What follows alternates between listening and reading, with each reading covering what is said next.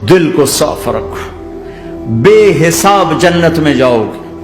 اگر ہم اپنے گھر کو صاف نہیں کریں گے تو کتنا گندا ہو جائے گا، اور صاف کریں گے تو چمکدار ہو جائے گا۔ دل تمہارا گھر ہے، اس کو اللہ نے اپنے لیے پسند کیا ہے، اس کو صاف کرو صبح بھی شام بھی۔ یا اللہ میں کسی سے ناراض نہیں۔ اگر تم اس مجمع میں ایسے لوگ بیٹھے ہو جو کسی سے تم بولتے نہیں ہو، بھائی بھائی ہے، دوست ہے، میاں ہے، بیوی ہے، چاچا ہے، بھتیجا، آپس میں اگر تم کٹے ہوئے ہو، ہاتھ چھوڑتا ہوں، اٹھتے ہی صلح کر لو۔ چونکہ میرے نبی کا فرمان ہے، جب دو مسلمان آپس میں لڑ پڑیں اور بات نہ کریں تو اللہ ان کے سارے عمل مردود کر دے۔ تو کہتا جب تک یہ صلح نہیں کریں گے ان کا کوئی عمل قبول نہیں ہے۔ تو اپنے دل پہ پتھر رکھو، معاف کرو، خود جا کے معافی مانگو۔